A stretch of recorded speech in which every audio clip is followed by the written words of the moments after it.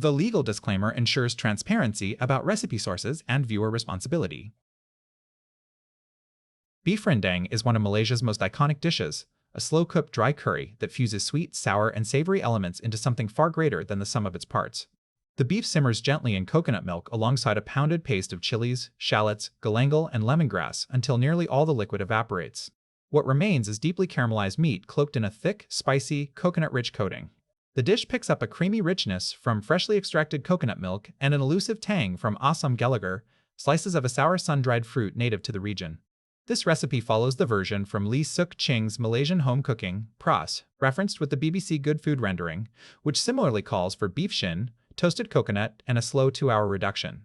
Preparation time, 30 minutes. Cooking time, 1 1/2, 2 hours. Serves, 6, 8.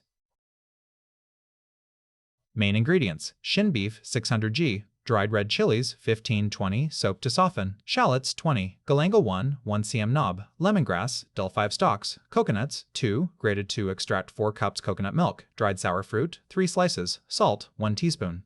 Turmeric leaf, 1, torn into pieces. Notes on ingredients. Shin beef is preferred for its connective tissue, which breaks down during the long simmer and gives the rendang its signature melt-in-the-mouth texture. Beef chuck is an acceptable substitute, as desired. Asam gelugur provides the dish's characteristic tang. If unavailable, substitute tamarind paste or lime juice to taste, as noted in the BBC Good Food cross-reference, which uses tamarind paste, as desired. Freshly extracted coconut milk from 2 grated coconuts yields approximately 4 cups. If using canned coconut milk, 2 400 ml cans plus 250 ml water is an equivalent measure, as desired. Turmeric leaf adds an earthy, slightly bitter aroma. If unavailable, a pinch of ground turmeric can approximate its flavor, as desired. Here are the written ingredient list. Preparation steps. 1. Prepare the beef. Rinse the shin beef under cold water and pat dry with paper towels.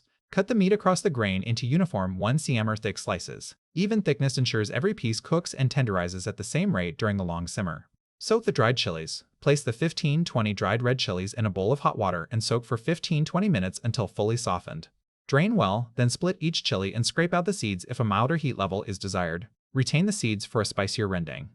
Pound or grind the spice paste. Combine the soaked chilies, 20 peeled shallots, the 1 cm knob of galangal AG, and the 5 stalks of lemongrass trimmed to the tender central portion and roughly sliced in a mortar or blender.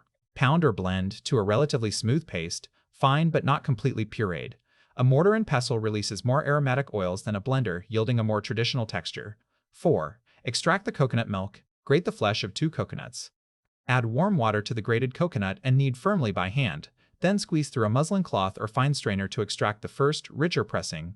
Repeat the process with fresh warm water to extract the second, thinner pressing. Combine both pressings to yield approximately 4 cups of coconut milk. Circut. If freshly grating coconuts is impractical, use 400 g of desiccated coconut reconstituted with warm water, or substitute 2 cans of full-fat canned coconut milk plus 250 ml water. Prepare the asam gelugur. Rinse the 3 slices of dried sour fruit briefly to remove any surface dust. Set aside, these will be added later in the cooking process. 6. Tear the turmeric leaf. Strip the turmeric leaf from its central stem and tear it into small pieces. Set aside for finishing the dish. Cooking steps. Step 1. Combine and bring to the boil. Place the sliced beef, the pounded spice paste, and all 4 cups of extracted coconut milk into a large wok or heavy-bottomed pot. Stir to combine, then place over medium-high heat and bring the mixture to a full boil. The coconut milk should completely cover or nearly cover the beef at this stage. Step 2. Lower heat and simmer. As soon as the mixture reaches a rolling boil, quickly reduce the heat to low. Allow the rendang to simmer gently and uncovered. The surface should show only occasional gentle bubbles, not vigorous activity. This slow, steady reduction is what transforms the thin coconut milk into a rich, concentrated sauce. Step 3. Stir every 10 minutes. Stir the mixture thoroughly every 10 minutes to prevent the coconut milk from scorching on the bottom of the wok. Pay special attention to the corners and base of the pan where the sediment tends to settle and burn. As the liquid reduces, the sauce will gradually thicken and darken in color. Step 4. Simmer until meat is tender. Continue simmering for approximately 1 to 1 1/2 hours, or until the beef is fork tender and the gravy has reduced to a thick, cohesive sauce that coats the back of a spoon. The volume of liquid should have reduced by roughly 2/3. The BBC Good Food cross-reference confirms this timeline. Their method simmers the beef uncovered for 2 hours before adding the finishing ingredients. Step 5. Add asam gelugur and salt. When the meat is nearly done, tender but not yet falling apart, add the 3 slices of dried sour fruit and 1 teaspoon of salt. Stir to incorporate. Continue cooking until the curry is almost dry, with only a thick, dark paste clinging to the beef. The sour fruit will infuse the dish with its distinctive tang during this final reduction. Step 6. Add turmeric leaf and finish. Add the torn turmeric leaf pieces and stir through.